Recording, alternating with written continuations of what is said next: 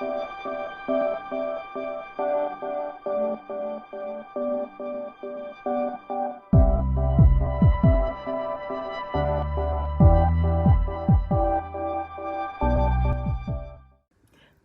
my name is Tori, and I am in Colorado in the United States. And I have been in the tech industry about 6 years now, and it is something that I definitely enjoy.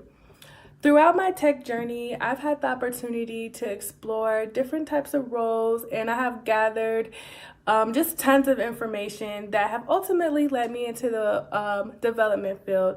And I have been studying web development in my most recent years, specifically the MERN stack. Now, because my brain is so curious, I'm always interested in learning. I'm always interested in trying projects, trying something new. And in this project, I did something new, which is create text chat application and a video chat application. So I'll be walking you through how to create your own as well. So in this tutorial, we'll first be building a text chat application, which will be using Node and Socket.io. And I'll be going through how our browsers, our clients, exchange information with the server and how they all interact, amongst each other. So I'll be going through building our server, setting up HTTP and our socket, and then we'll be doing a little bit of front end, not too much because this is more back end focused. And we'll just be setting up a little bit of front end with Bootstrap.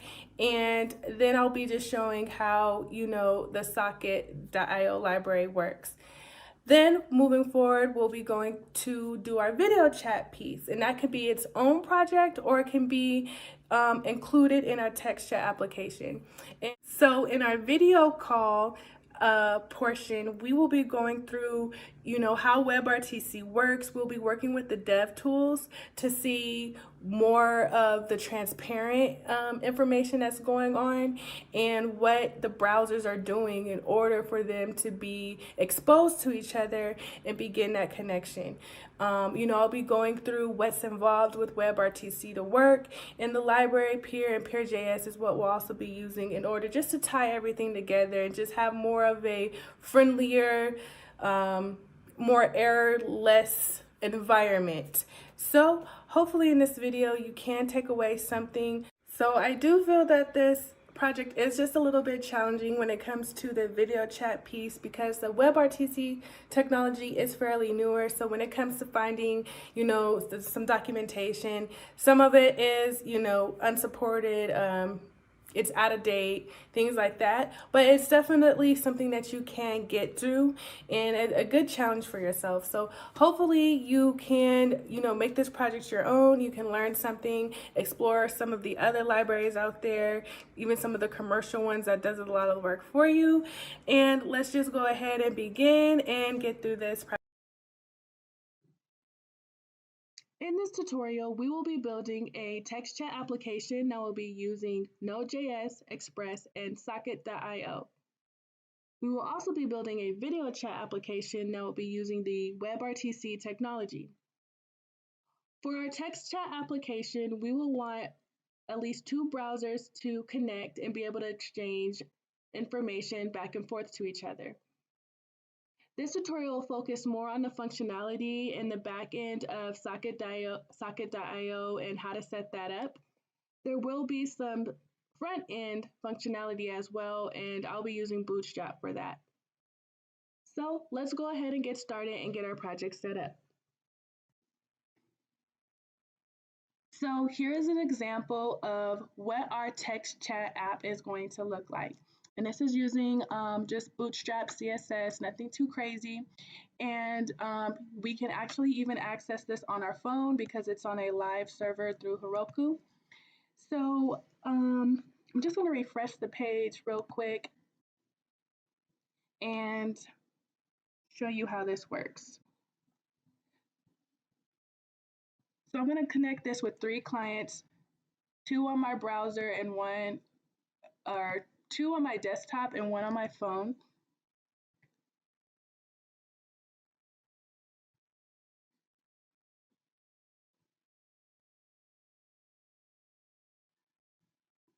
Okay, so we can see that this is set up. So I'm going to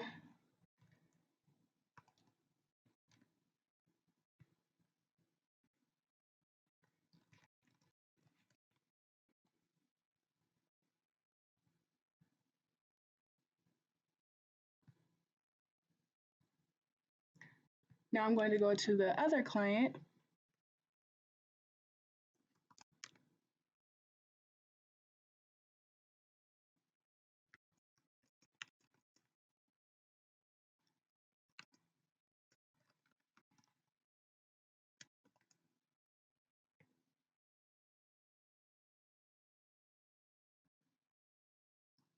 And then I'm going to use my phone.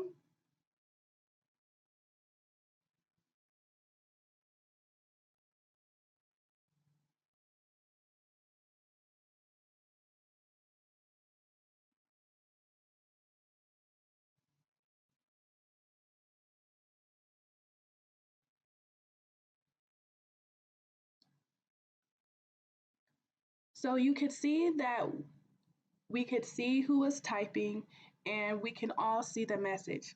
Now this is actually set up with a database. So any new clients that landed on this page, they wouldn't see any of the data that we already sent. But if this was connected to a database, then you could see old chat history messages. So since this is a Node application, you do want to make sure you have Node installed. If you don't already have this software, then you want to make sure that you go to the node.js.org website and go ahead and get the software installed.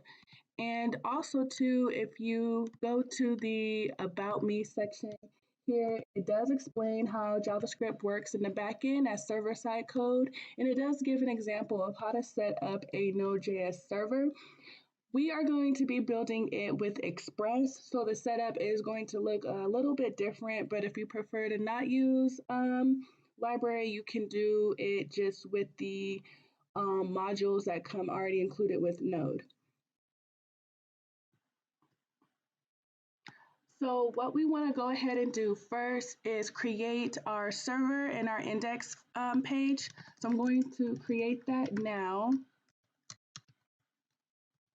And however you create the page is up to you. And then I'm going to create our package.json, and that's by doing npm init. And I'm going to leave all the defaults there.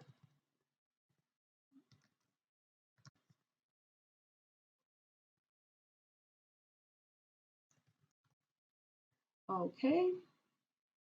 Now I'm going to go ahead and also install our packages.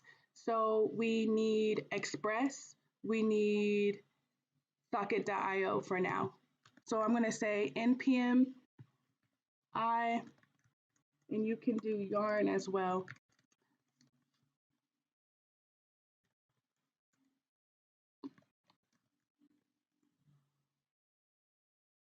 So we'll wait for that to get installed.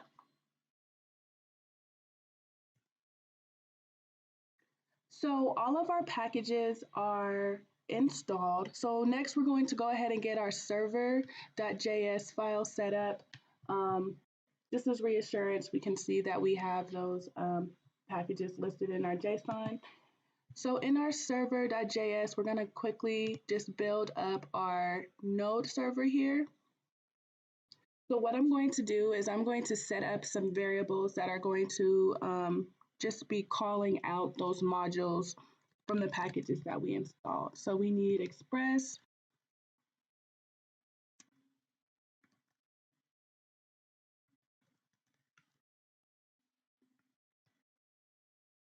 And then I'm making a variable called app, and that's going to be assigned to Express. Then this server needs to be an HTTP server for WebSockets to work. So we are going to call in that module as well. But then we're also going to say .server because we need to tell it what server that's on, and that's on our app server. And then we need to include socket.io.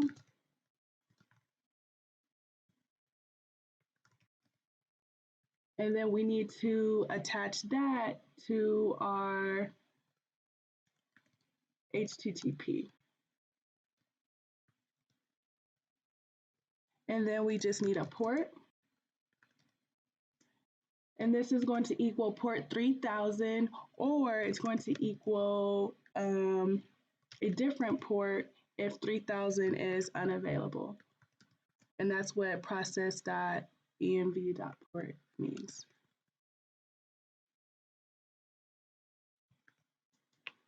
Okay, so we have our Express server set up, and it's an HTTP server with a socket attached to it running on port 3000. So let's go ahead and do app.listen, and then we're going to say port, and then we're going to do a function. So I'm going to use an arrow function here in this case. You can do functions the original way. And I'm going to say console.log, and I'm going to say listening on port, and then I'm going to concatenate the port variable.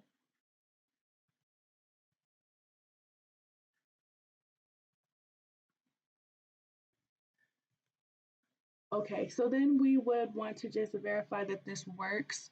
So I'm going to use nodemon, which is going to refresh the server every time we save, or you can just use node, but I'm going to use nodemon.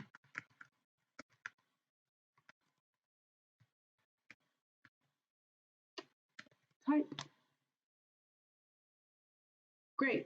So as you can see, it says listening on port 3000. So we have that set up. So now let's go ahead and get our socket.io set up on the server.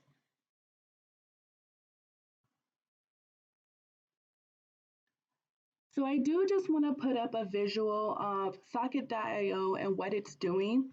So we'll need to put socket.io on both the server and the client. So right now in Visual Studio, we just have the server set up with the socket. We'll also need to create a client.js file as well, where we'll also set up some socket configuration. So the way that it works is once a client connects to the server, it's going to also have its own socket. So whenever the client does something, sends out some type of event, it's going to send that event out to the server, and the socket will be listening for that event. And based off of that event, it will do something like send information back out to all the clients, or maybe even just one particular client. And any client connected to the server will be able to, send events, and then the server will send those events out back to the clients that it is supposed to go out to. So we're back in our server.js file. I'm just going to zoom in some more here. So what we'll want to do to set up the socket is we're going to get the variable, and we're going to say on, so io.on, and then we're going to add an event for it to listen to, which is going to be a connection event. So once a client connects to our socket server, then it's going to do something. So we'll need a function here. In this case, I'm going to write the function the original way.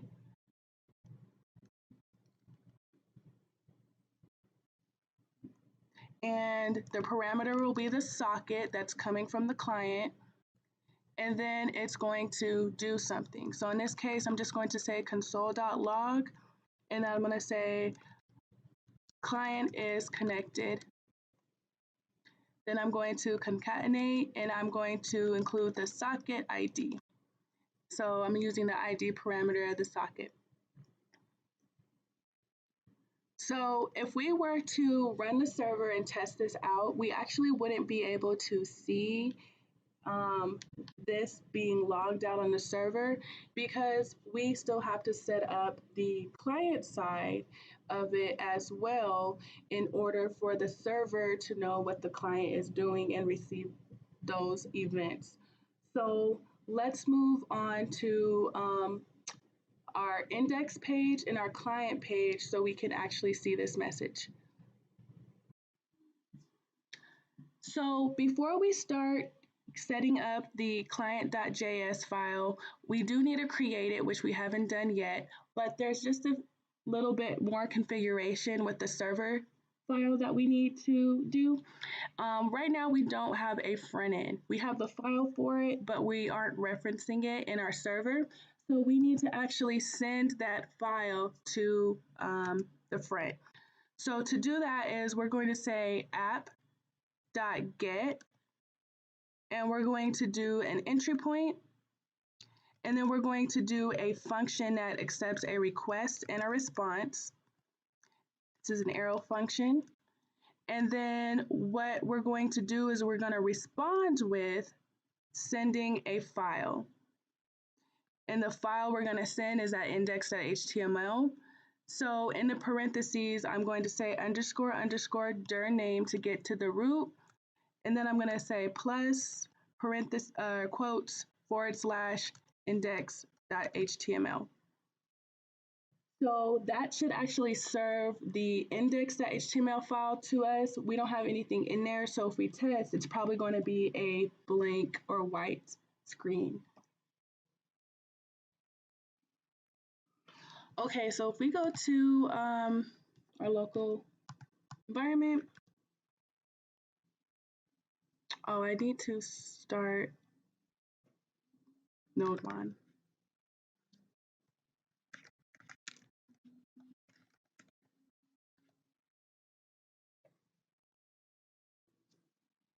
So we do have a blank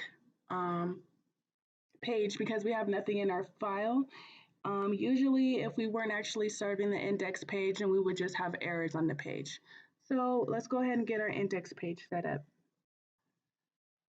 So actually before I get into setting up the index page, I'm going to actually set up a middleware with using Express, which is actually going to serve static files for us, because this needs to be set up in order for additional JavaScript files, CSS files, just to be served. So to do that, underneath the app.get, I'm going to say app.use, and then I'm going to say express.static,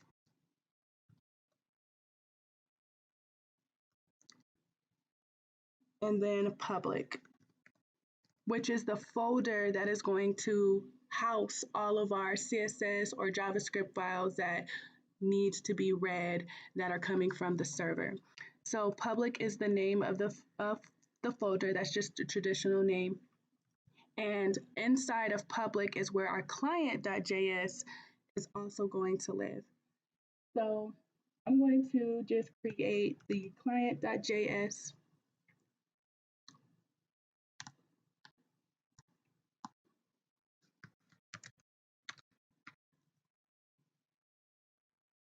And I'm also going to create the public folder.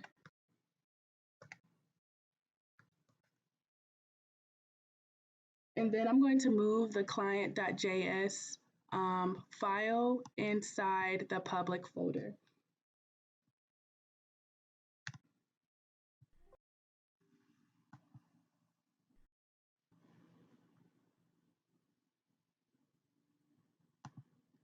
So any files underneath the public folder can be executed by our app.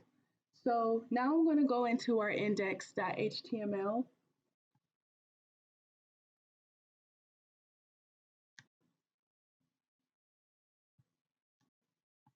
And I'm going to set this up using a extension, which is a boilerplate. So it's already going to create the HTML template for me.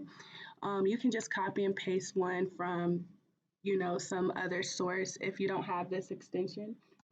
And at the bottom, it automatically comes with the script for including some JavaScript. So here is where I'm going to add the client.js JavaScript file that we created.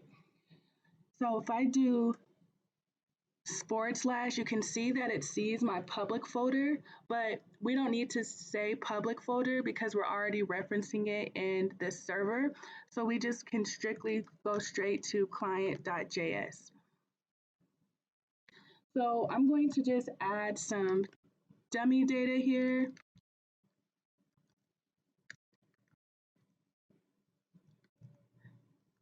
So we can test to see if this is actually showing up.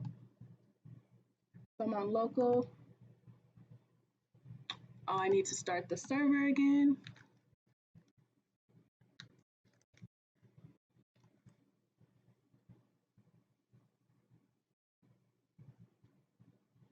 Okay.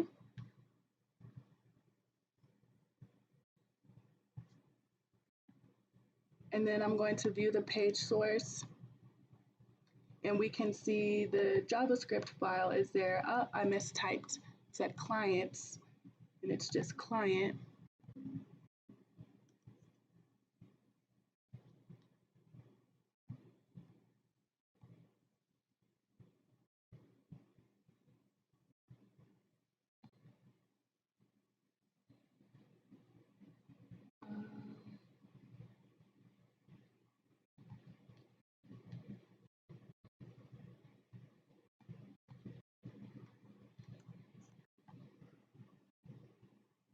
All right.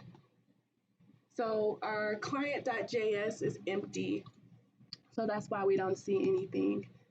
But we can see that everything is referencing everything properly. So now we can actually set up our client JavaScript file with the socket configuration.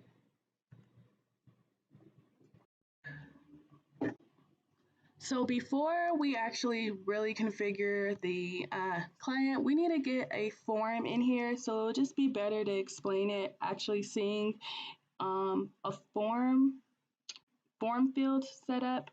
So I'm going to go to Bootstrap and I'm just going to grab an example off of their page.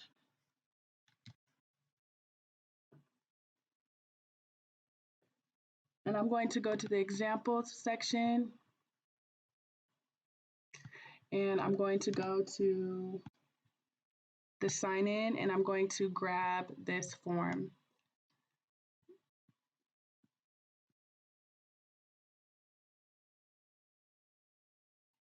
And looking at the source, I'm just going to grab the form information for now, and then I'm going to, go over linking this to Bootstrap, etc. So this is not actually going to be verbatim the form. I'm just using it to get all of the things that I need. So first, what I want to do is create a div, and it's going to be a class called chat window.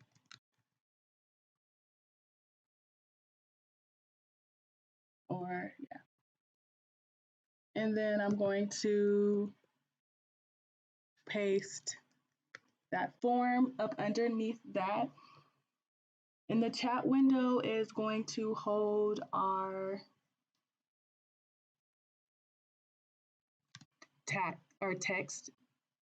text stuff that we're sending to each other. So you don't have to get a form from Bootstrap. You can just do something like really simple with no styling. I'm going to do it this way. But instead of, I'm going to take out this image. I'm going to leave that header there for now. I'm going to take out the label that says email address. Then the input type, instead of email, I'm going to change this to text. The ID, I'm going to change this to say handle, which just means the name of the user. Placeholder, I'm going to say name, or you can name that handle as well. Where it says password label, I'm going to take that out. I'm going to change the input type to text for the password, and then I'm going to rename this to say message. And then the placeholder is going to say enter a message. Now underneath here, it looks like a checkbox and something else. So I'm going to delete that div. And the button I'm going to keep, and I'm going to say send. I'm going to erase the p tag, and this header, I'm just going to move it to the top and just change the header to say chat with me.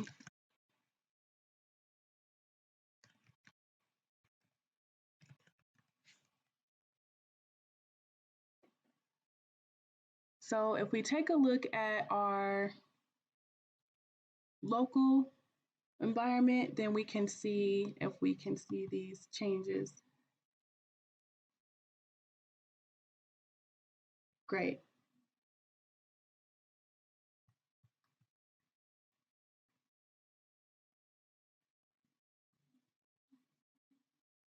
So now we need to just go ahead and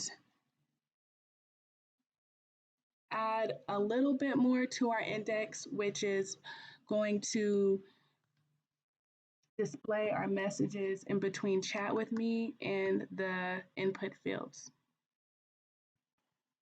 One thing that I did notice is that I was missing my socket IO script tag. So I'm going to go ahead and place that at the bottom above the client JavaScript file. And I'm also going to change this class in my chat window. I'm going to change this div to be an ID instead, because when I am referencing my elements, I'm going to be doing get element by ID. So I need to change that to an ID instead of a class. And now that we have that set up, I can show how our connection from client to server is going to work.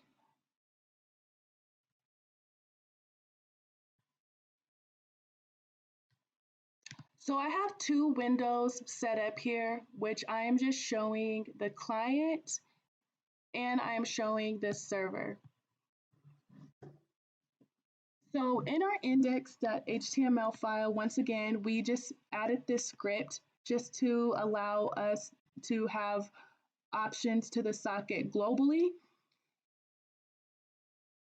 So for us to connect to the server on our client side, we're going to say const socket equals IO. And that's going to be our connection. So once the client reaches our server, the server is listening for events. And one of the events that are automatically there is the connection event. So then it's going to console.log, the client is connected with the socket ID once any client connects to this server. Now, one thing that I did mess up on is I put app.listen here, and instead this should actually be http.listen because our WebSockets work off of an HTTP server. So I'm going to change that to say http.listen because otherwise our WebSockets technically wouldn't be on the same port or the same server, so we'll never actually get this response without saying that we are listening on that HTTP server. So let's go ahead and try to test this out.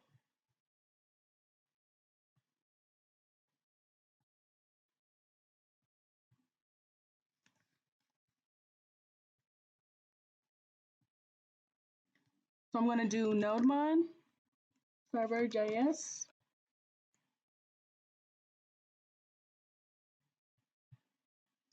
Listening on port. And now let's go locally to our app.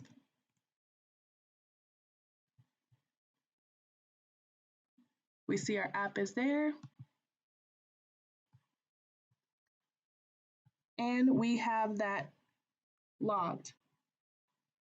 So since our client connected to the server, it heard the connection event and it went ahead and ran these instructions, which is logging this information. And if we refresh, as different clients, you see we get different socket IDs, and that's automatically assigned when you connect. So what I would like to do next is go ahead and set up the client in more detail with getting some of our DOM elements. So I'm going to go ahead and create these elements here, which is message,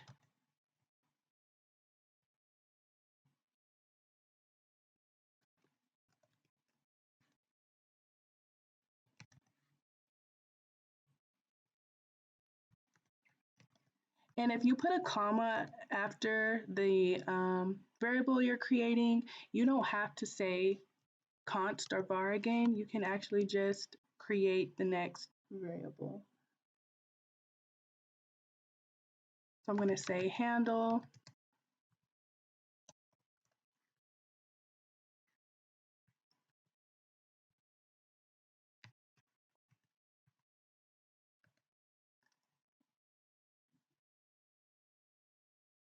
I'm going to say output, which is going to show our messages. And that's actually something I haven't created yet, is an output variable.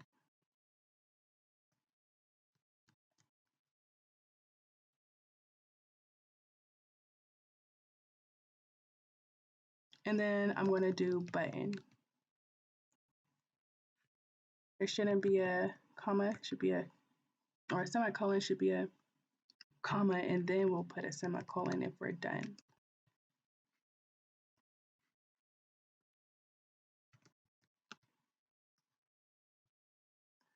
Okay, so we have our variables created, and I'm just going to go within the div ID chat window and create another div ID and name that output, and that's actually going to be what displays the text chats that we are saying to each other.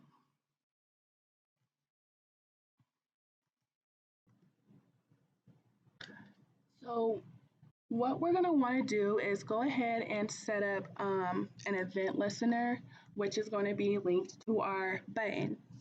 So we're going to take our button and we're going to say add event listener, and we're going to listen for the click event. And that's also going to be a function that is going to do something when that button is clicked. So what we want to be done is we want to send our input that we put into our message and our name, we want to send that to our server, so then our server can do something with that, which is pretty much going to be sending it back to our clients. So in order to send that to our server, we are going to say socket.emit, and we're going to call the event user message. And what it's going to send is it's going to send the object, which is going to be our handle and our message. So we're going to say handle equals handle.value, and then message, which will be message.value.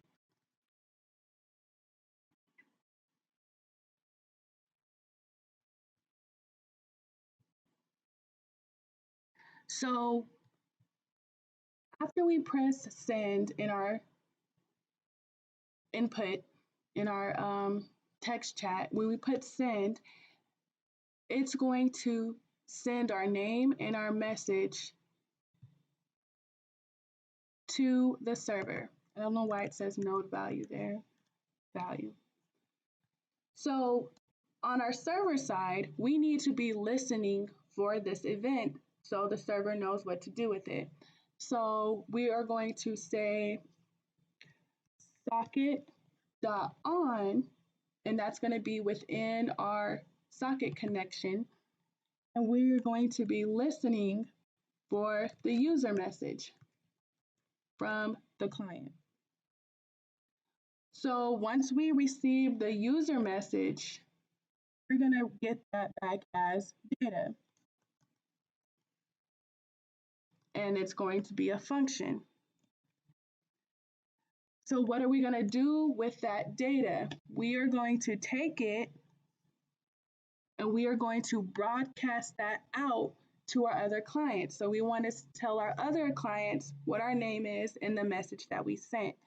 So we would actually say io.sockets.emit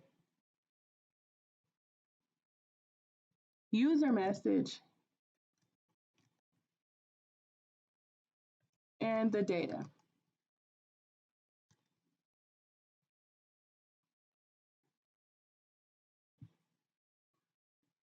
So it's getting our handle and our username, and then it's going to send that back out to our client. So then our client needs to be listening for events that are coming from our server. So we're going to go down a little bit and I'm going to say socket.on,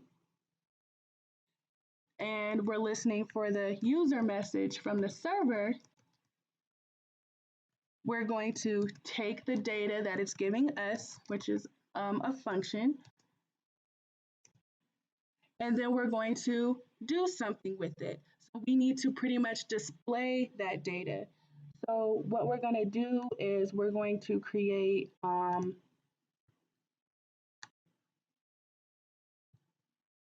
the elements and the tags for that. So we're going to grab our output element because there's nothing there, and we're going to put something there, which is our text. So we're going to say output.innerHTML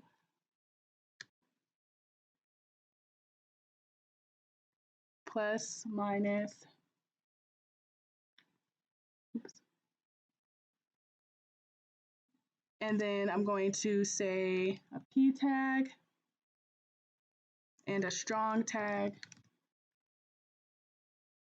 and I'm going to concatenate and say data.handle plus,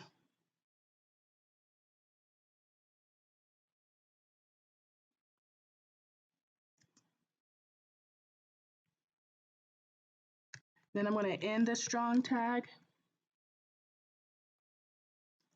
and then I'm going to say data.message plus, and then I'm going to end the p tag.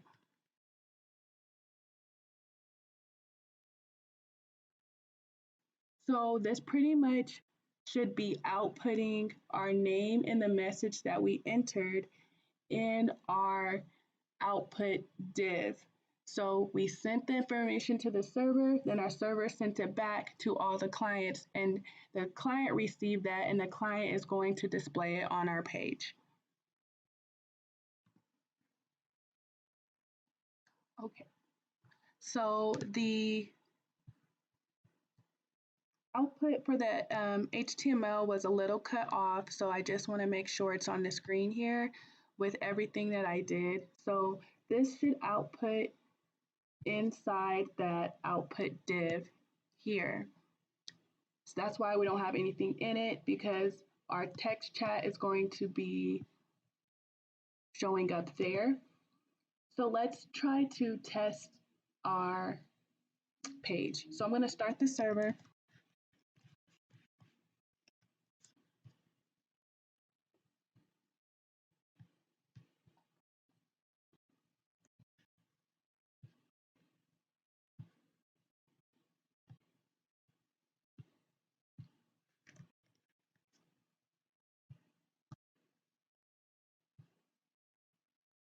Okay, and it didn't go anywhere or show us anything.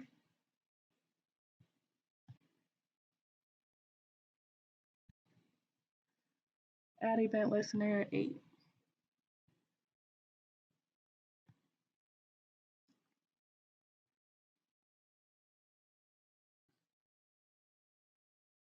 Add event listener button.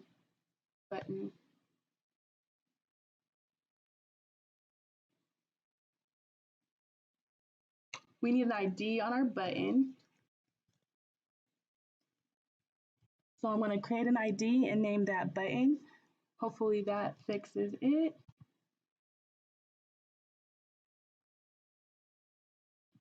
And I'm going to do a refresh of the page.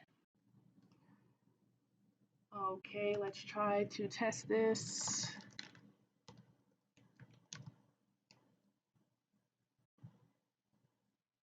Awesome. So I'm gonna bring up another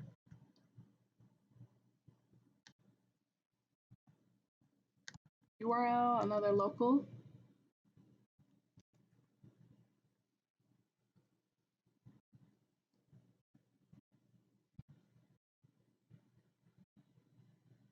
So we can see we are connected to each other.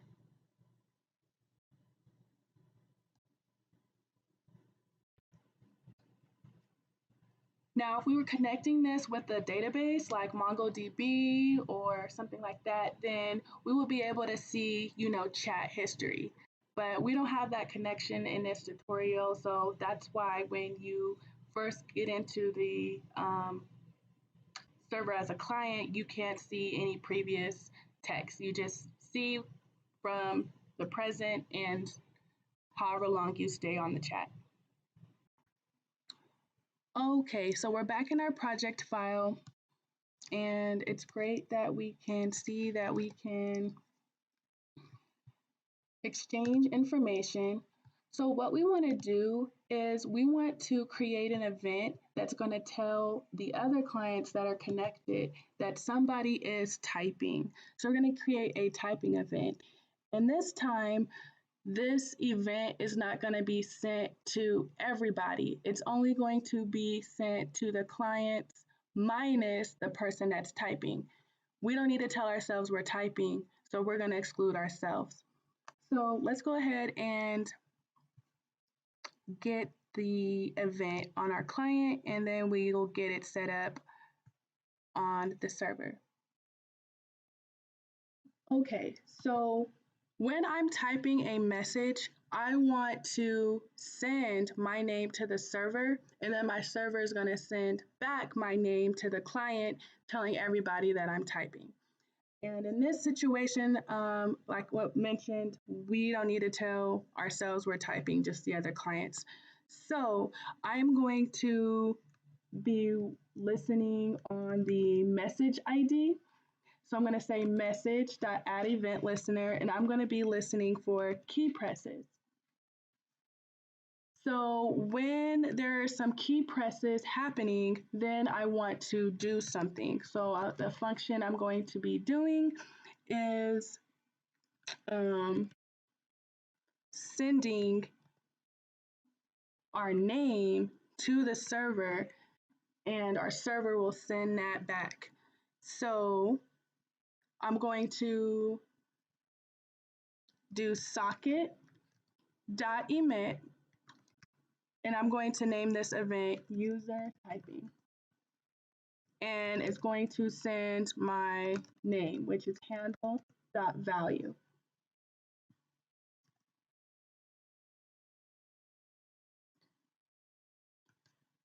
And I should be writing comments here.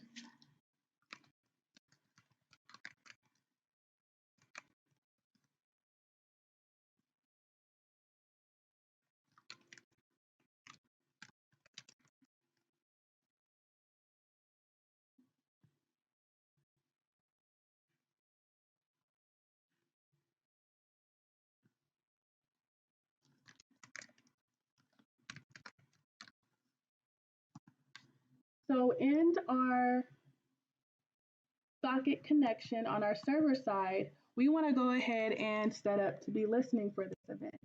So we're going to say socket.on, and we're going to be listening for the user typing message.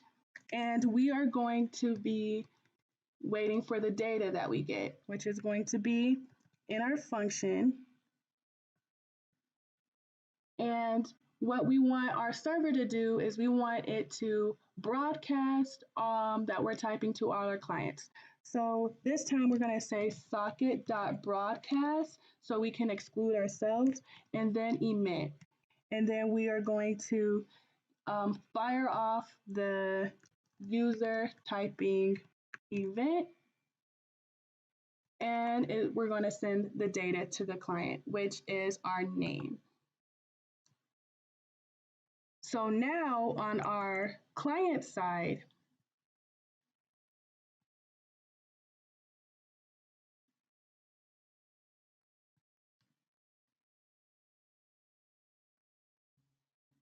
we will say socket.on, and we are listening for our user typing message.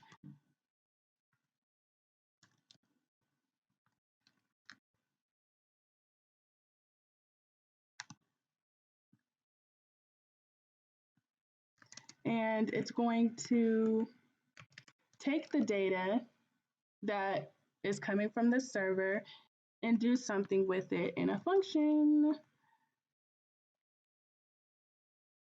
So we are going to pretty much tell our clients that I'm typing or whoever's typing. Now we actually need to create another div for this piece, and we didn't actually create it yet.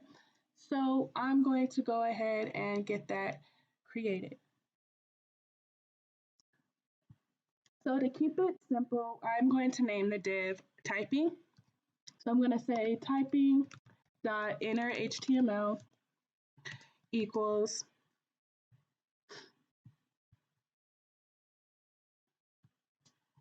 I'm going to do a p tag and a strong tag. And then I'm going to concatenate with the data, which is going to be our name that was sent from the server. And then a string to finish the message. And I'm going to say is typing. And I'm going to end that with a strong tag and the closing p tag.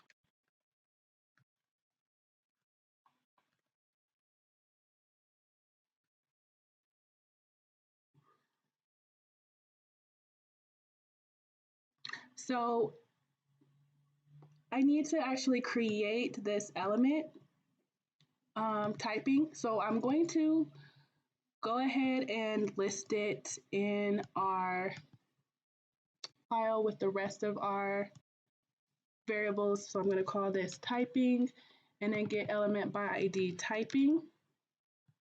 And then I'm going to go ahead and go into the index.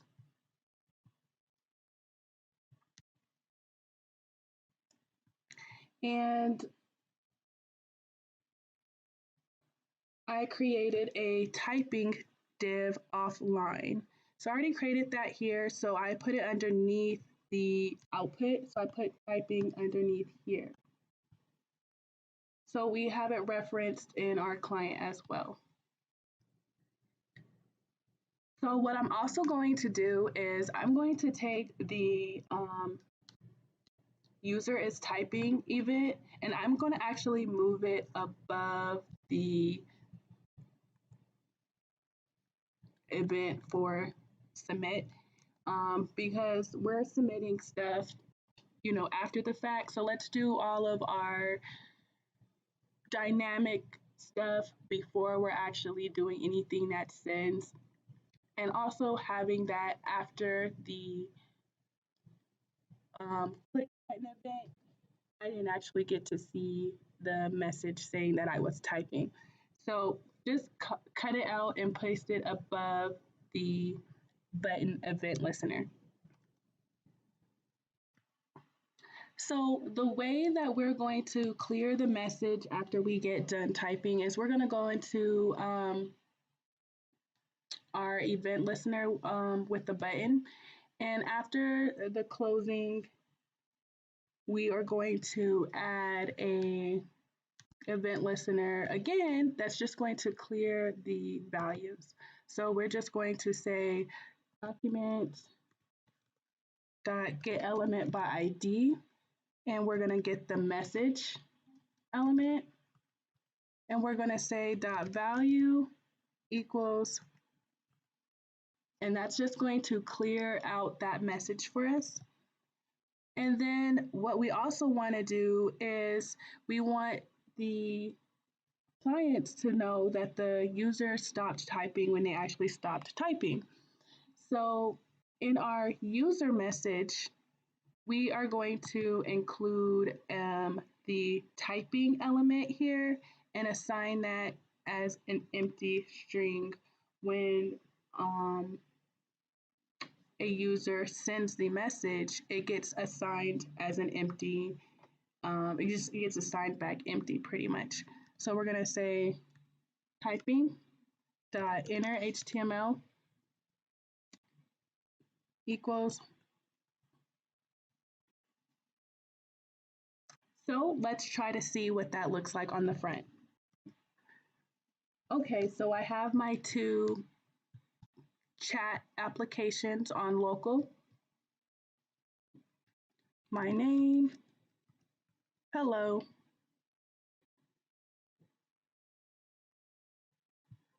John, JJJ.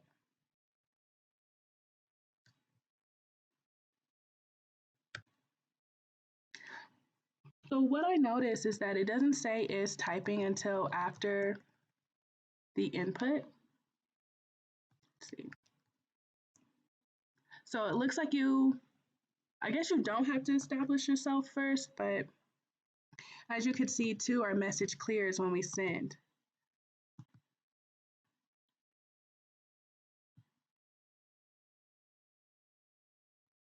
Let's do it again.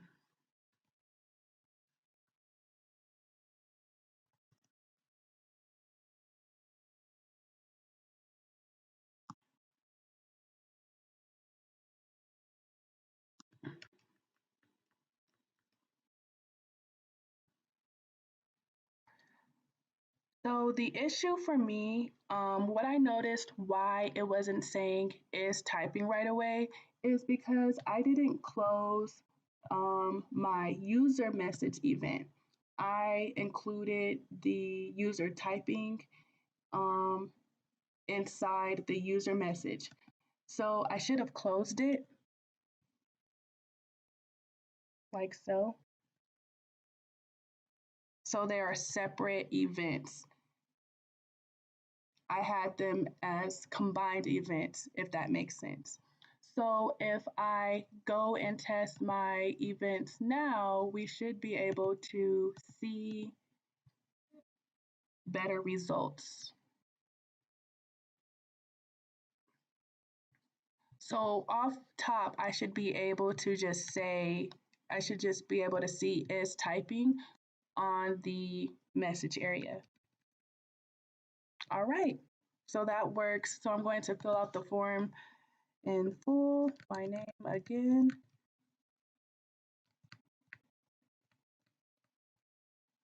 And then I'm going to send. I'm going to do the same thing on this side. My name also. And then I'm going to send. So the last thing that I'm going to do is just do a little bit of styling. So we went and got that bootstrap form earlier. And just to go over again what my setup looks like, I actually removed the form tags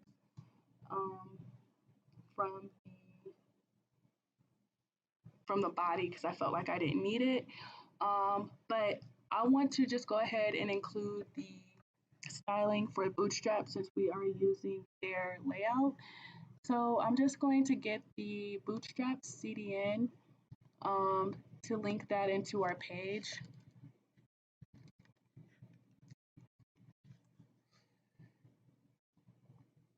So I'm going to get the CSS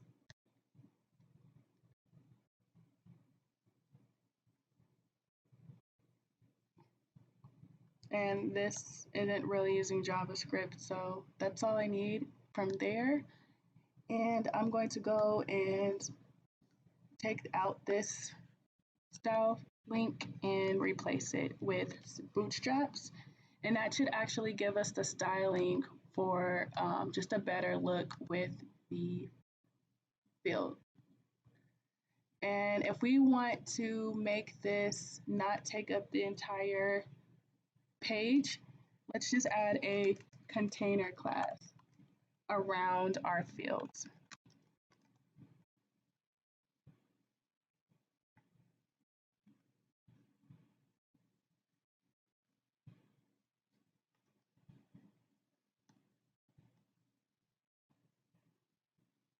Great, so that looks a little bit better. And our next step would be to deploy this to Heroku so that you could use this live.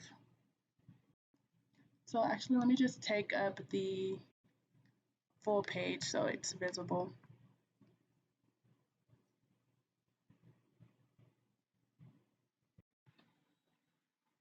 So the next step we want to do is go to Heroku because that's where we're going to be deploying this app. So it's live. I don't believe you can deploy this to GitHub because it's using node.js. So I believe GitHub doesn't support that, but you could try. But you want to set up a Heroku account and you can use the service for free. And there's paid services. You know, normally the free services has more limited resources. I'm already signed in and have an account set up, but walk through that if you don't already know how to use this and set it up. So I'm going to go ahead and I am going to create a new application, and I'm going to name this It's Chat Time. And here it has the steps for me on pushing my code up. And then of course you can also sync this with your GitHub account. So I'm gonna just go through these steps because I don't have them all memorized.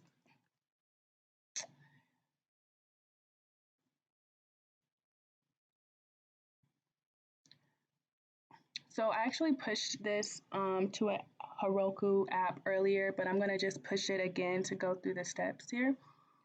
So the first thing that we need to do is log in.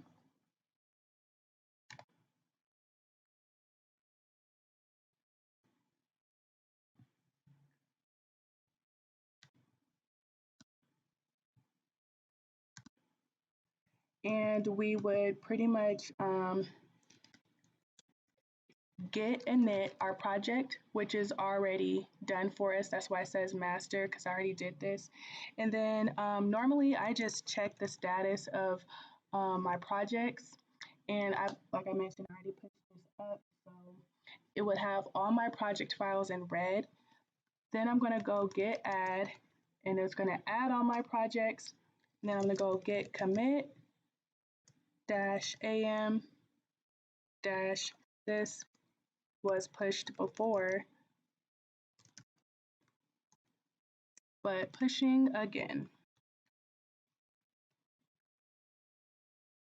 So it says nothing to commit because I've already pushed this project up and I didn't make any changes to it. And then I'm gonna just do another push, git push, Heroku. So I actually need to, before I do that, I need to sync it with this repo. So at the bottom where it says Heroku git remote it's chat time.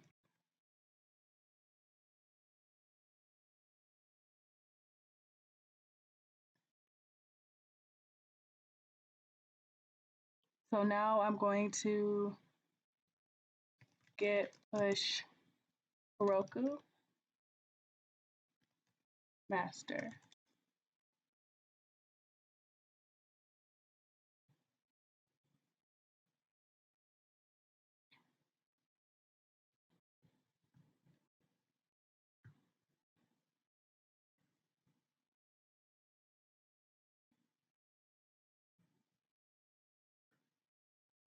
So we deployed this code to its chat time. So let's see if we can see it in action.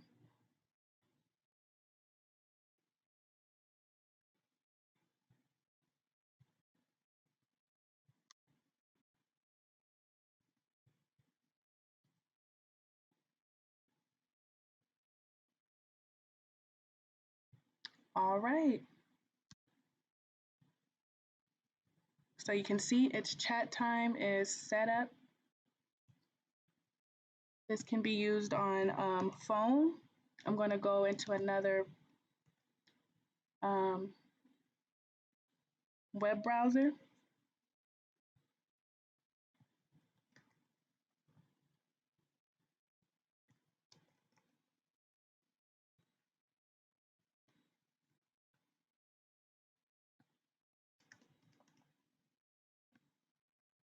Uh-oh, something messed up because this doesn't seem to be working. So I was confusing myself just a little bit because I was looking at local and I wasn't looking at Heroku. So I have both of my it's chat time. I have two clients up, it's chat time, it's chat time. I can even do this on my phone and I'm gonna type in Brady and then we can see there Brady is typing. And that message has been sent and we can see the message there. Marcia, Marcia, Marcia, Marcia.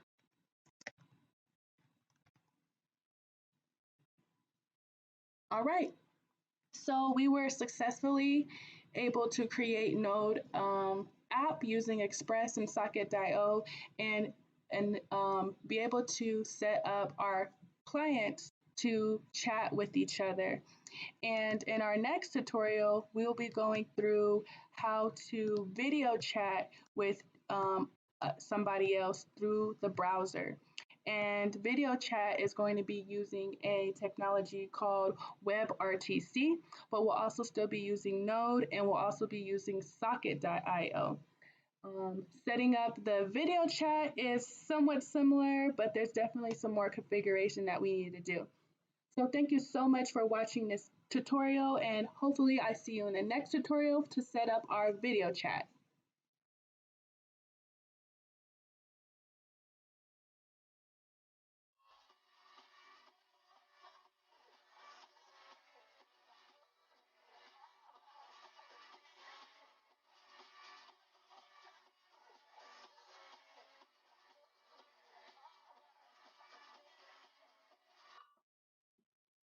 In this tutorial, we will be extending our text chat application to include video chat. The video chat is going to be using the WebRTC technology in order for both of our browsers to be able to share video peer-to-peer. Now, the WebRTC technology is a little bit more newer and it has different functionality across different platforms. So there can be different results dependent on if you're on your phone, if you're not on your phone, and of course, the browser that you're using. And definitely IE is not anything that you want to try to test this on. Now, webrtc.org has an extensive amount of resources, tutorials, documentation. The caveat about this is a lot of it is outdated. Some of it hasn't been touched since 2013 and 2014. There are some libraries out there where in this tutorial I am going to be using a library because it is going to just help us get this set up in the most, I guess, quickest way and least amount of errors. Now, if you do want to set up WebRTC completely from scratch, just raw code, then you can definitely go to Mozilla and check out the documentation and type in RTC peer connection, and you will get information on setting this up raw. Like I mentioned, we will be using a library to get this set up. I do just want to go to their page where they list all of the information of what you can use to get this set up. But like I mentioned, a lot of these resources unfortunately are outdated. You can use commercial libraries that, do a lot of the work for you, but of course those are paid services, and you don't have as much ability to modify things, of course, if you are creating everything and hosting it yourself. So next, what I want to get into is just kind of explain a little bit more about how WebRTC works and how the browsers will connect to each other. So in order for WebRTC to work, the peers that want to connect to each other still have to connect to a server of some sort. And that is going to be a signaling server. Now, because most of us are going to be on private networks, our clients, our browsers need to be able to communicate with each other. And since we're going to be behind firewalls and NATs, then it's going to be difficult to do that. So before the connection can happen, the two clients that want to connect have to first connect to a stun server. And what that stun server is going to do is it's going to provide the clients back with ICE information. And ICE information pretty much is just network information about that particular client. So the stun server is going to provide like a public IP address and like UDP information, things like that. And your clients are going to use the public IP addresses that are provided from the stun server in order to talk to each other. And they're going to talk to each other on a signaling server. Now, a signaling server can be a variety of kinds. You can make your own, or you can use a commercial one, or you can use a library. But that is where all the information and the exchange is going to happen. What type of data the client can receive. Are they receiving audio? Are they receiving just video? Things like that. That type of communication are going to happen through the signaling server after the clients have already got their ICE information and ready to go. So on the screen, I just have some visuals which just hopefully help you understand better what's going on, especially right here in this middle image, where we have the PC and the PC2, which is just actually peer connection, which they're breaking between that firewall to get to the stun server, and the stun server is providing them back with like public information so they could connect to each other.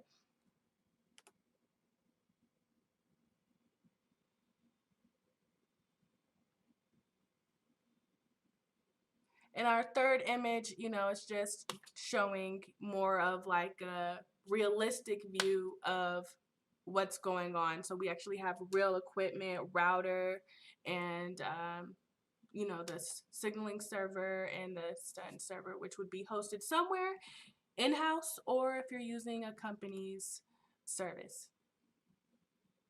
So I have other visuals too, and even console log is going to show us some information which better is going to help this make sense if it doesn't already.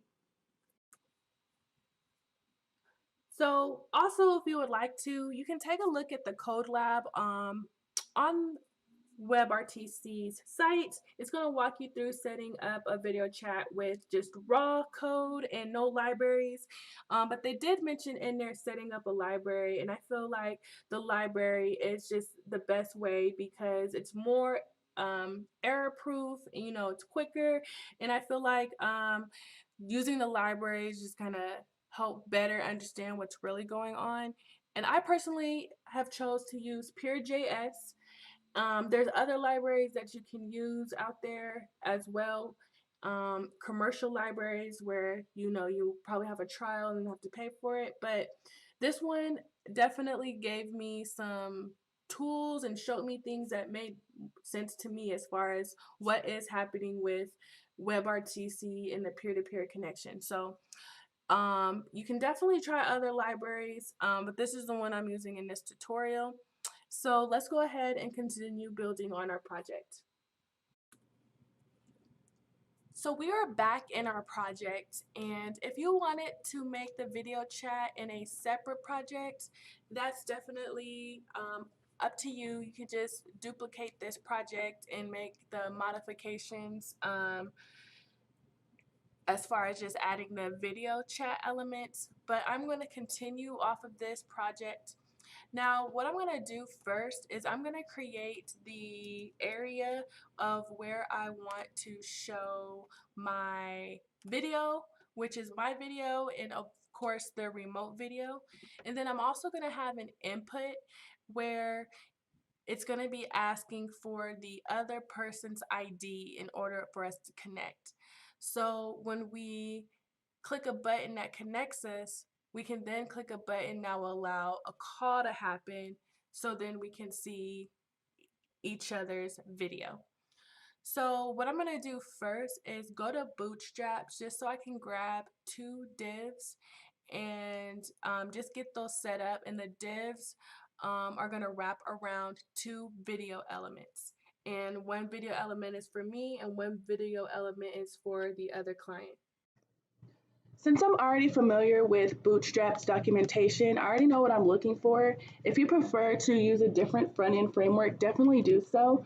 For me, I'm going to go into their documentation, and then I'm going to go into their layout, then their grid section, and I'm going to grab that first div 3-column container section, and that's what I'm going to use to paste in my index file. So in my index file, I'm going to go ahead and just paste those divs in underneath the text chat area. I'm going to create a horizontal tag just to divide, and I'm going to paste those divs underneath that area. The next thing that I'm going to do is I'm going to just fix the format real quick. The next thing I'm going to do is just remove one of the divs because I'm only keeping two. And then I'm going to just adjust the column, the class column, just to also include medium and large screen sizes, and I want to make it even on the page.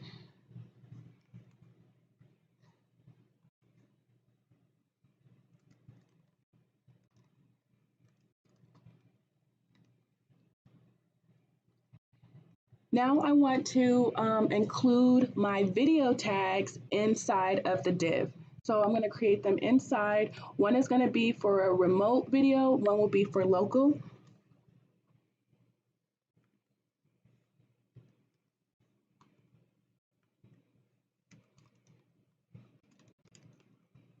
So I'm going to name the one class video, one class remote. And they're both going to be set to autoplay.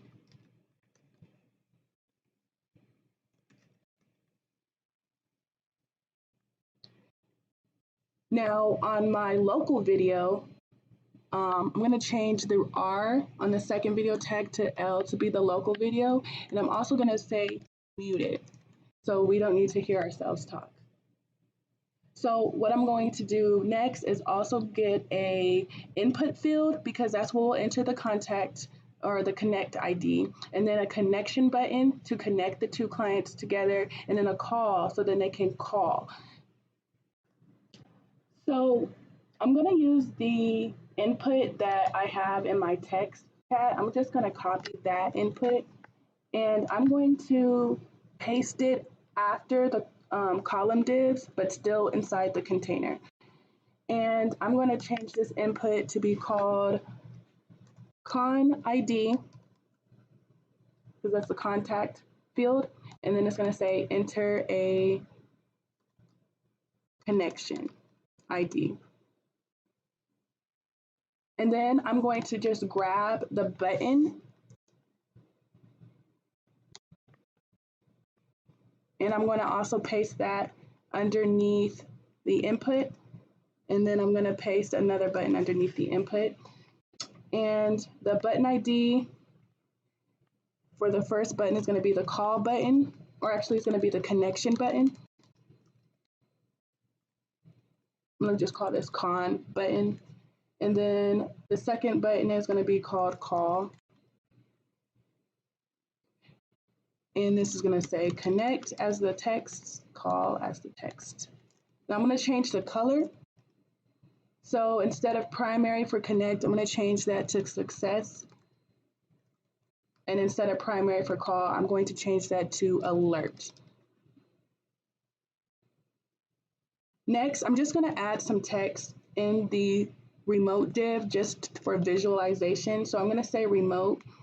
And then in the local div, I'm going to say local. Now I'm going to go in the front end and see what this looks like.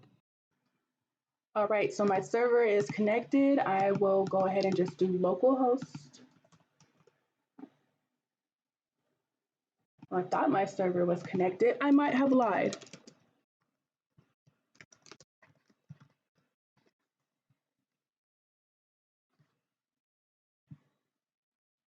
All right, so remote here, local here. And as you can see, they're taking up, an even amount of space on the screen.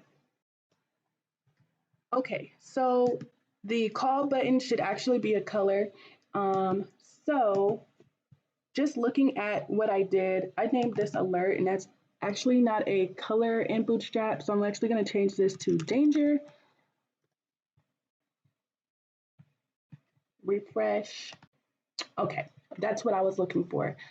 So now the next step that we want to do is we want to now go ahead and set up our peer connection. So what we'll need to do is first install those dependencies. So I'm going to do a npm install, and I'm going to do peer and peer.js.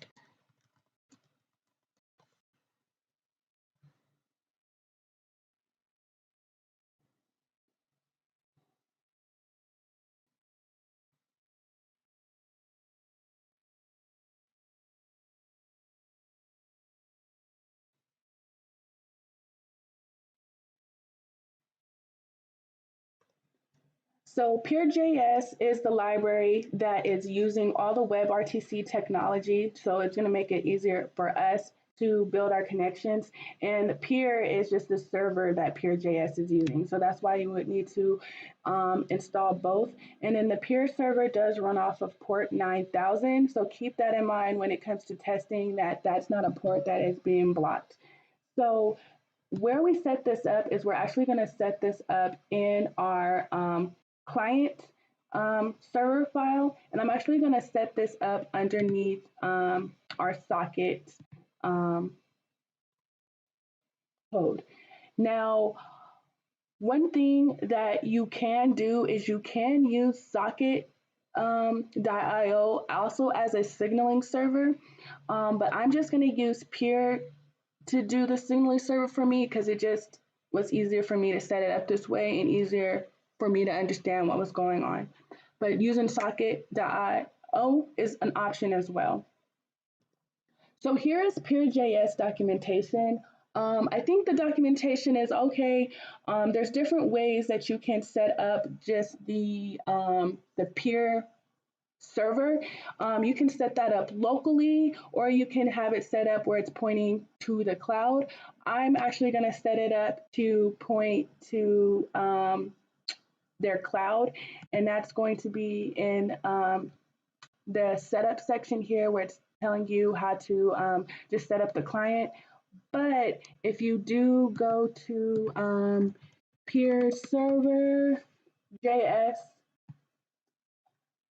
and go to the GitHub, it does tell you how to set this up locally, how you would do that, how you would even set it up if you're using Express. But I'm going to use their cloud. So underneath the chat is where I will set up the video chat. Now, I haven't been the greatest at leaving comments. So you do want to make sure that you are leaving detailed comments so you can still follow along with what's going on in the project. I'm just going to quickly comment out the steps that I want to make in order to get the peer connection up and working. So the first thing I'm going to do is get the local video and display it with permission. And then I'm going to then create a peer connection with the peer object. Then after I'm on our peer server, I'm going to display the peer ID on the DOM. So since that peer ID is displayed, we can take that peer ID and use it on another client. So when another client connects, they're going to go through the same thing and they're going to have their peer ID. So if we are going to exchange peer IDs, we do that with a on click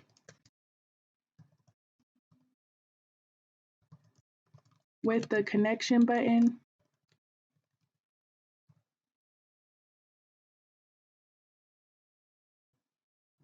We're going to do we're going to expose our ICE information to each other.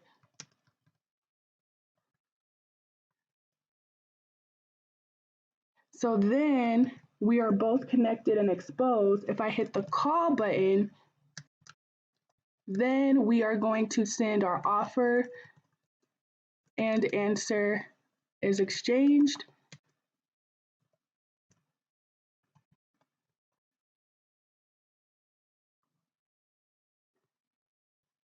So then I'm going to ask to call.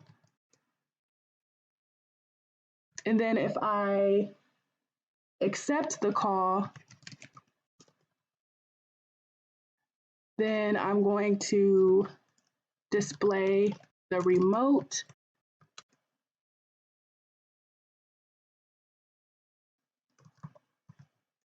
and local video on the clients. So I will be creating a couple of functions and I will be writing these functions the original way and not using arrow functions like I did in the text chat with the socket.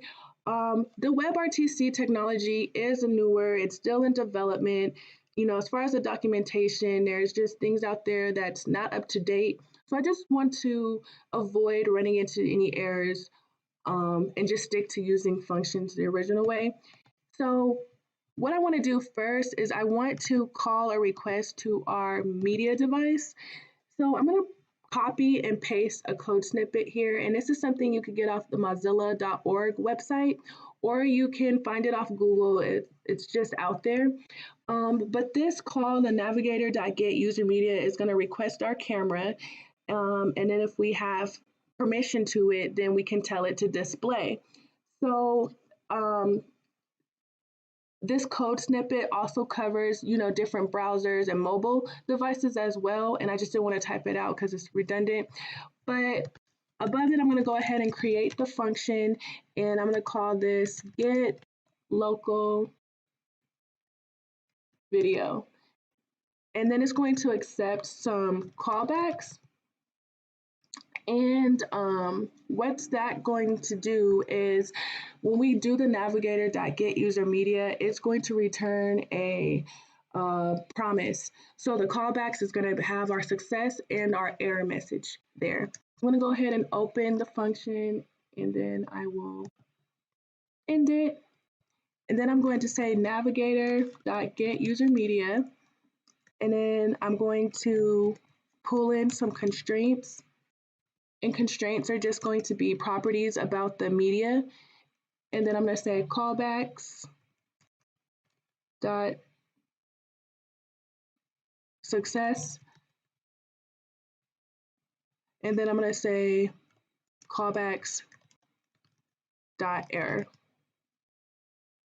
So we'll need to make the success and error message, and we need to make the constraint. So first I'm going to make the constraints here above, and that's going to be an object, and it's going to have audio and video. So I'm going to say audio true, and then I'm going to say video true. You can add additional properties too, like height and resolution, but I'm just going to keep these two basics here.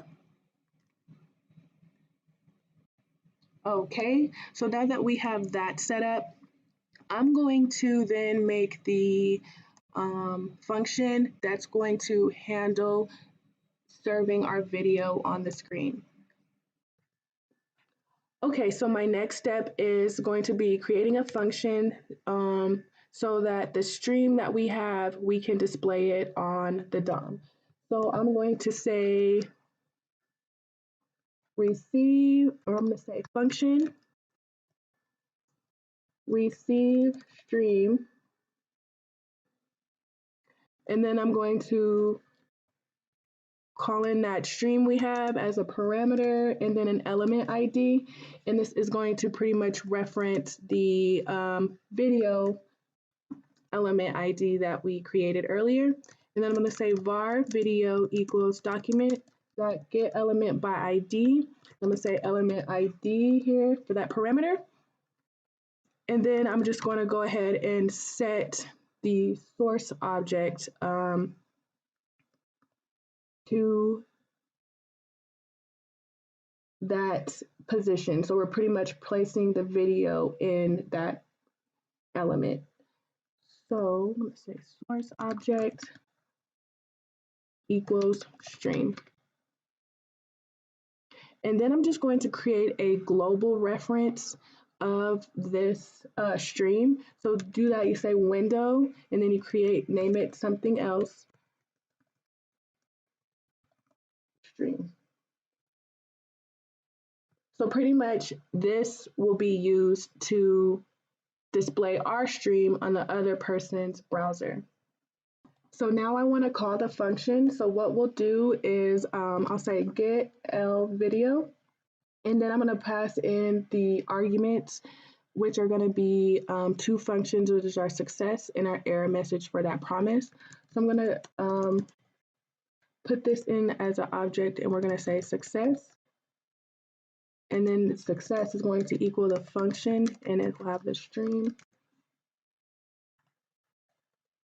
And then we're going to create another global variable, and we're going to call this one local stream. And we're going to assign that to stream. So this can be available for our other peer when it's time to actually start sharing video chat. And then I'm going to say, and then I'm going to call in request stream. And that'll be our stream. And then I'm going to pass in the L video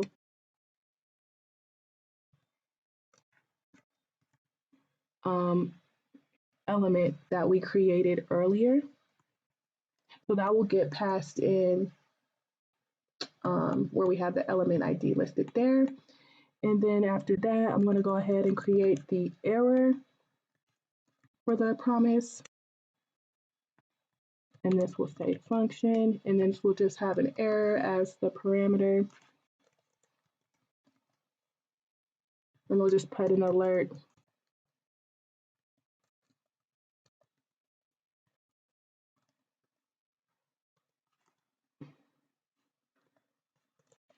And then we'll just log it to the console with the error. Okay, now let's test this out and see if we can get our playback. All right, let's go ahead and go into a local host to see if we can get our video to show up.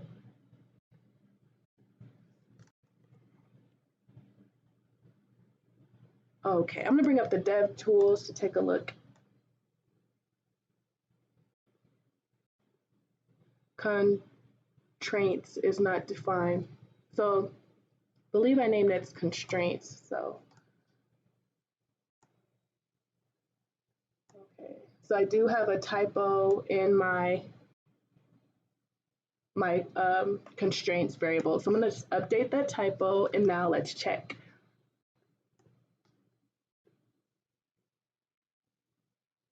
Still not showing.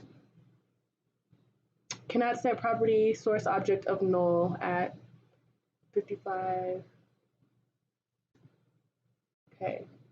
Cannot set source property video element. Something wrong with my element ID. L video. L.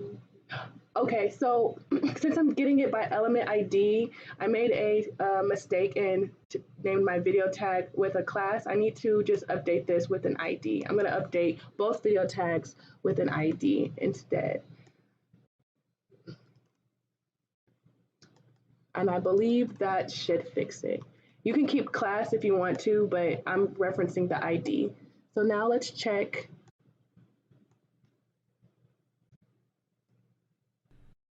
Awesome, now we can see our local stream. So now our next step is we're going to want to display a connection ID. So when the connection ID is displayed, we'll be able to enter it into the input here from a different client. And then when we connect, we'll pretty much be exposing our ICE information to both candidates. And then when we call, we'll pretty much be sending over our exchanging information. And that's when the web RTC part of it is also involved. All right, so I'm back into my text editor and I'm gonna begin creating our peer connection. I do want to go ahead and reference the library for peer.js and what I'm doing to create this. So what I'm gonna go to is I'm gonna go to the get started section. I'm gonna grab their script tag. I'm just gonna reference all the peer.js JavaScript. And then I'll go ahead and just paste this in my index file, and I'm going to put it above the client.js file. Next, I'm going to go ahead and then grab the peer object. So this is where all our peer connection and stuff would happen. And I'm going to go ahead and paste that in our client.js script. So as you can see in the next section, it's referencing how to display our peer ID. So I'm pretty much going to do it the same way. So what I'm going to do is I'm going to say peer.on, peer.on, and the event is called open. And then it's going to be a function with no parameters. And then I'm going to say document.getElementById.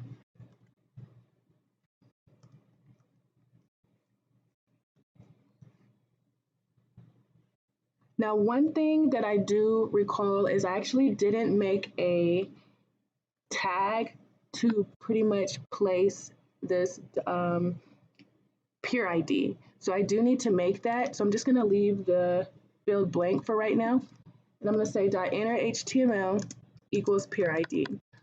So once we get our peer ID after the connection, we're going to display it somewhere in our DOM, but I need to create that space. I'm just going to save this for now, and then I want to display this above the input.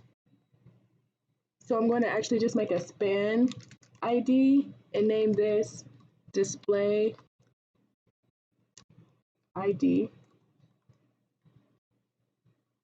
And I'm going to leave that empty. And then I'm going to go back to the client and type in display ID. Now we can test to see if we can see this display ID. So I'm going to go ahead and go into a local host so we can see the peer ID.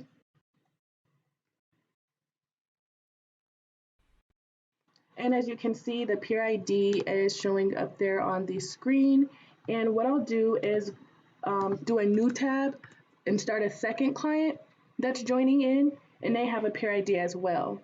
So we would take this peer ID and use it in our initiator's peer ID in that input field, and then we would connect. And on the connection, that is when pretty much the clients would pretty much just expose their ICE information, go through the stun process, stuff like that.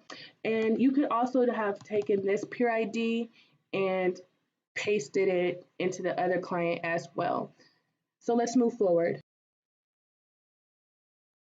So I'm back in my text editor, and I'm just going to actually go to where our peer object is at, and I'm actually going to create a new variable named con and a variable named peer ID, because what we need to do is pretty much connect the two clients together once you paste one of those peer IDs in the input value. So here I'm going to actually do a peer.on, and this is going to be a connection event. And what this is going to do is it's going to take the connection that we have entered in, and it's pretty much going to assign that peer ID to the other peer ID. So we're going to say con equals connection, and then we're going to say peer ID, which is that global variable we created, equals connection dot peer. And that's going to be looking at the peer object there. It's going to be assigning it. So next, what I would like to do is do a document dot get element by ID, and I'm going to do that below here. So I'm going to say document dot get element by ID, and I'm going to say our peer. Oh wait, that's not our. I'm going to say get element by ID, and the ID element is con ID. I'm going to say con ID, and then we assign that value to the peer ID. And that's coming from up here. Okay, so I'm just going to close this, and I'm just going to put in a peer.on, and this is also too from documentation, and I'm going to say error function error, and then I'm going to say alert,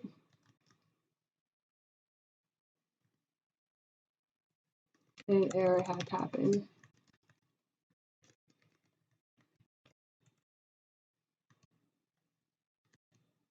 That's what happened. And then I'm going to include with concatenating the error. Say console.log the error. So now I am going to go ahead and create the click event for that connection button, so they actually would join together. So I'm going to say document get element by ID, And let me see what I called button. So I called it con button.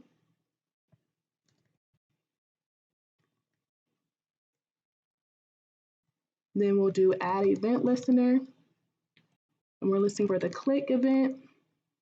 And then we'll do a function.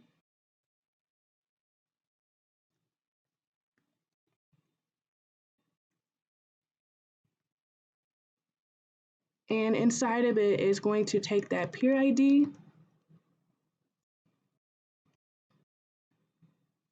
and assign it to the value of the peer ID that was entered in. So they're going to just exchange with each other.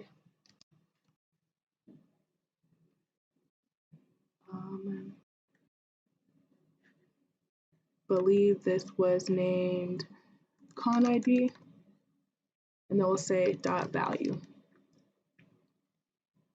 So now we'll make a condition that says, so if there is a peer ID, this is what I want to do, is I want to,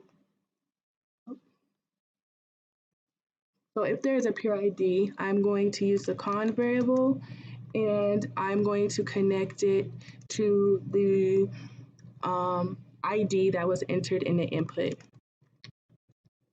So you do peer.connect and then peer ID, that variable recreated. And then I'm going to say else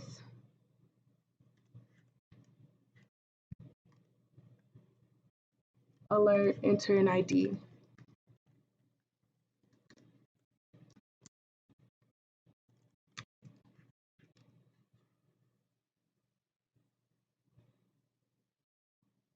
And then I'm going to say return false so it stops.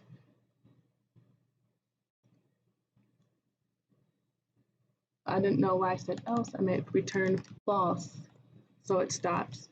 So where I got this part of it from, the con.peer, I actually got that off of documentation. So there's a section here that tells you how to connect two peers together. So when we click, that's when the whole peer connection happens between the two clients exchanging information. So hopefully that made sense. Sometimes things are better shown than explained. So hopefully me showing you what happens makes sense. So I'm gonna go to the local host again, and I'm gonna bring up another client. So if you can see on the screen that the input field of this client is blank. So I'm gonna go ahead and grab the peer ID. Then I'm going to go ahead and paste it into our initiator's peer ID. I'm going to go back to the second client, it's still empty. And then I'm going to go ahead and press the connect button. So if I look at the second client, oh, let me do that again, connect. So if I look at the second client, that initiator peer ID is filled in. So they're linked together. So then our next step would be that when we call, then the two clients are pretty much going to send in an offer and an answer of their ICE information and of their requirements, like can I accept this video, is this video too large, like does it match my codecs, stuff like that. So if stuff matches, you can make the call. So we're going to ask if we can call you, we're going to accept it, then here we'll be displaying the other video on the screen. So our next order of business is creating that call event, and I am getting this from documentation where when we do press that click button, or I mean that call button, it will fire off our call event. So I'm going back into our text editor and I'm going under the comment for click, and I'm going to say peer.on call, and then I'm going to do a function that has the call as the parameter, and then we're going to create another function, or excuse me, a variable that says var accept call. And then it's going to pretty much equal a prompt on the screen that's true or false. So the confirm is pretty much going to put up a prompt that says yes or no. So in our case, we're going to say, do you want to answer this call? So it's a Boolean. And then we want to go ahead and create our condition. So if we do accept the call, then what are we going to do? We are going to say call.answer, which is a part of the documentation. And we're going to say window.local stream, because this is pretty much set answering the call with our video that we initialized earlier. So then if we do have the call, or if we did get the stream, then we'll say call.onStream, and that will be a function with stream param. And what we'll do is we're going to just pretty much store this stream as a global variable again. So dot peer stream equals stream. And then we'll call our receive stream function, and we're passing in the stream. And then we're passing in the ID, which is remote video. So if we do accept the call, then it's going to pass along our video to the other client.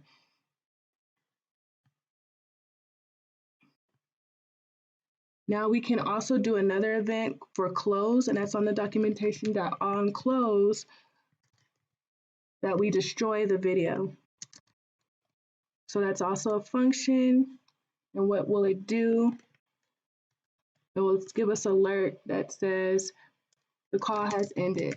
But behind the scenes, it's just destroying the call and taking it off the screen.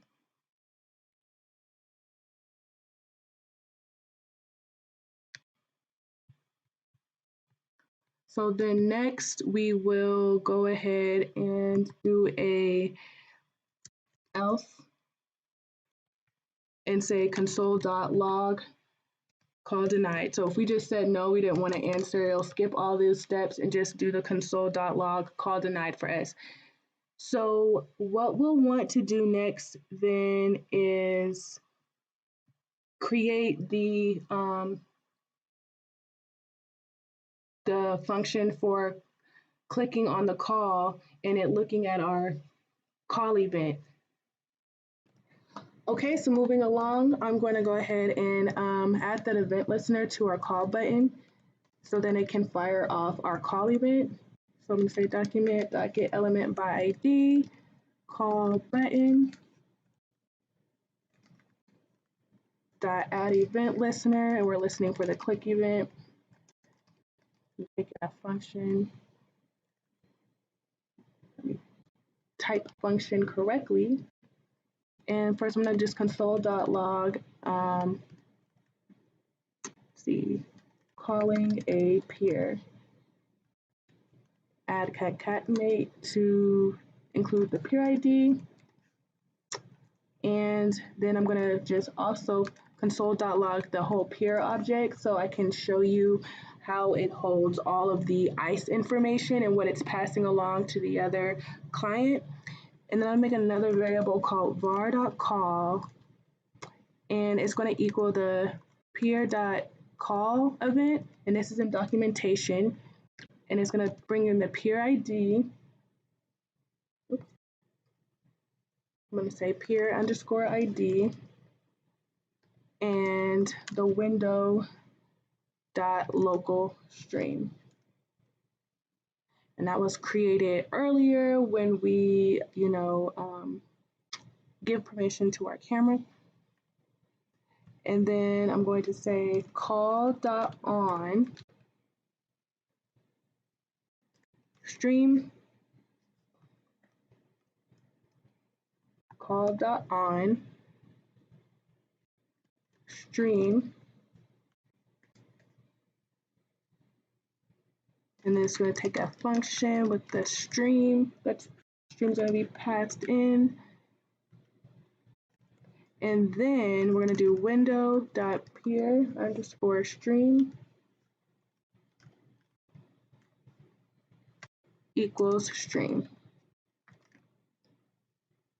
And then we're going to call our receive stream event or function, and then pass in stream and the R video ID, because that is where our remote video gets stored.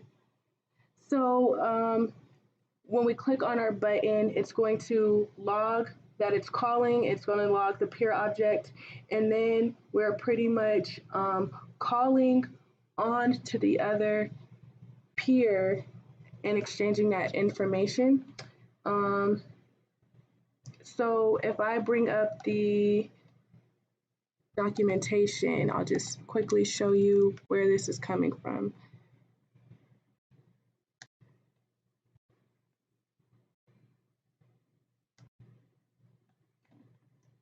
So on the left-hand side is where we get our event from, our call event, and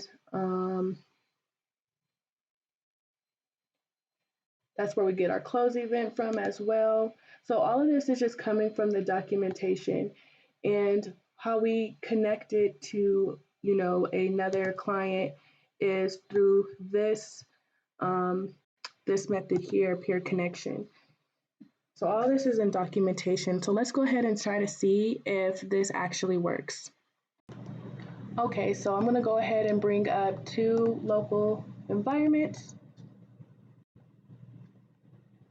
Okay, so I'm gonna do localhost and localhost. All right, and just make the screen a little bit bigger.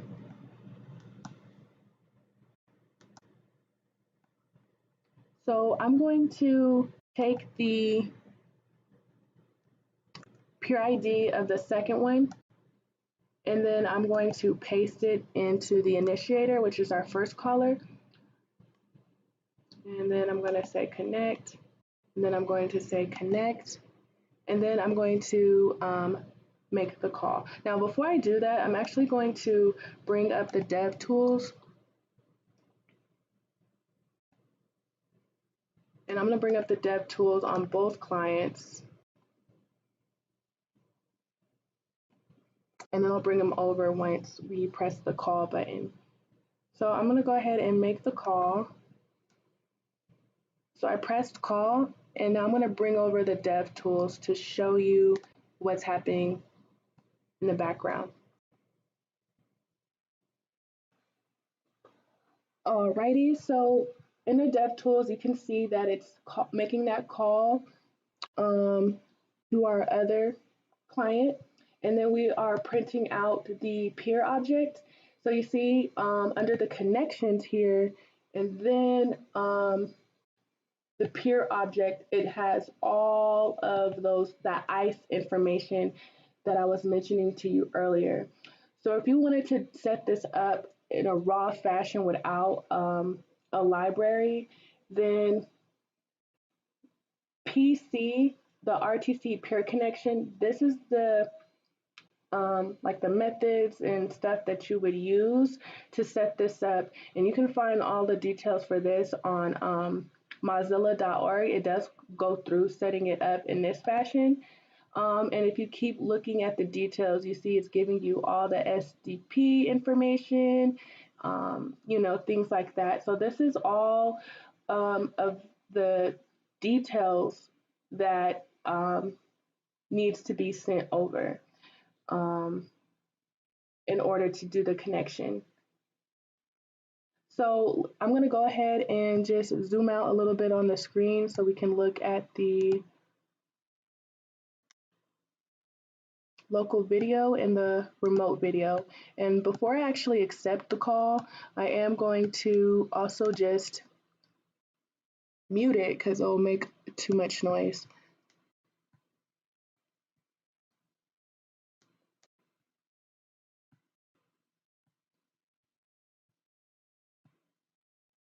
Okay, so on the second localhost, there is a blue dot there because you see it says this tab is using your camera or microphone. So if I go ahead and click on this tab, you can see that it's asking me, do I want to answer this call, which I put in that confirm prompt. So I'm going to go ahead and mute the audio, and then I'm going to accept the call, and we should be able to see the other client's video, which is still going to be the same thing on our screen.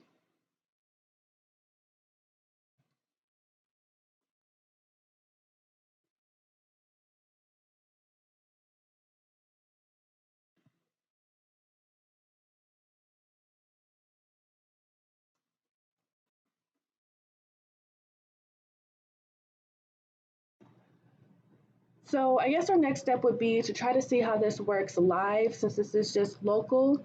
And just to reiterate that if you're using a mobile device, specifically an iPhone, there are some caveats with that because of how Apple develops their software. So it may not work on an iPhone. From my experience, I've seen it work on an Android device, but it hasn't always worked on every Android device. So there might be some compatibility things there, but it should work on, you know, a desktop. I've been using Chrome, but I believe this supports Firefox and Mozilla, and it doesn't support IE, so don't try it on IE. So I'm going to go into Heroku, and I'm going to go ahead and create an app so then I could push this to a Heroku app. So my app did successfully deploy to Heroku, and one of the things that I had to do was exclude the node modules from the app by putting it in a git ignore file, and that did build successfully doing that. So I will demonstrate the app live, and one thing about it is that as far as the app being live, for me, it's not going to automatically prompt for my camera permission because I've already given it permission. But if your browser is unsure of camera permissions, then it will prompt that before actually showing video on the screen. So I'm going to go ahead and take that peer ID that's on our client. I'm going to open a second client, and I'm going to go ahead and paste the second client in our input, and then I'm going to hit connect. I do want to just bring up the dev tools because sometimes when we are going to ask to accept the video call, sometimes that doesn't get shown on the other browser, and that's just because the tabs have to be active. Otherwise, that prompt just automatically returns false and you never see it. So after connecting, I'm just going to go to the other client. I see that we're connected, and I'm going to do call here. And then on the first client, I'm going to do call. So you can see too in our dev tools, it's still giving us those peer objects. So on the other side, I do have the request. So before I actually accept it, I'm going to mute so the volume's not duplicated.